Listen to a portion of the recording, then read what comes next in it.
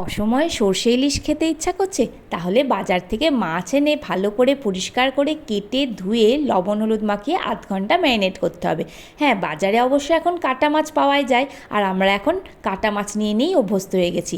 তাই যদি কাটা মাছ আনো তাহলেও আনার পরে ভালো করে ধুয়ে লবণ হলুদ মাখিয়ে রেখো।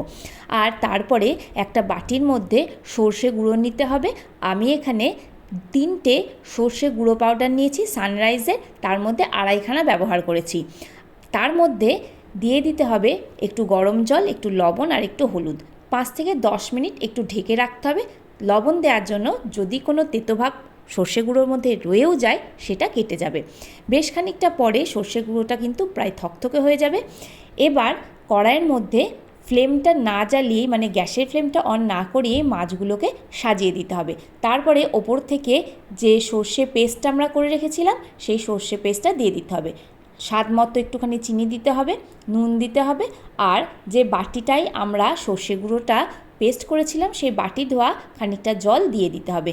জলটা কিন্তু প্রথমে একটু অল্পই দেব, তারপর প্রয়োজন মতো জল দেব। আর এখানে স্বাদ মতো দিয়ে দিচ্ছি কাঁচা লঙ্কা বাটা। আমার এখানে কাঁচা লঙ্কা বাটাটা একটু কাঁচা পাকা ছিল, সেই জন্য রঙটা লাল লাগছে।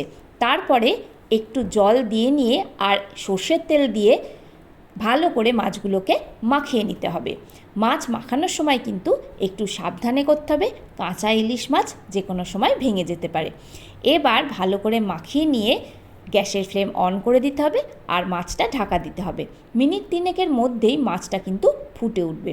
এবার এর মধ্যে 3 থেকে 4টে কাঁচা লঙ্কা চিড়ে দিয়ে আর একটু সামান্য জল দিয়ে দিতে হবে। তারপরে ইলিশ মাছগুলোকে সাবধানে কিন্তু উল্টে দিতে হবে।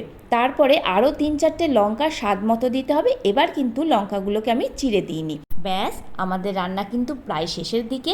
সামান্য একটু এর মধ্যে জল দিয়ে নিলাম আর তারপরে 2 চামচ মতো কাঁচা সর্ষের তেল দিয়ে ঢেকে দিতে হবে।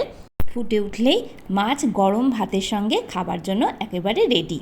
তোমরা অবশ্যই একবার রেসিপিটা ট্রাই করো, আর ভালো লাগলে অবশ্যই একটা লাইক করো।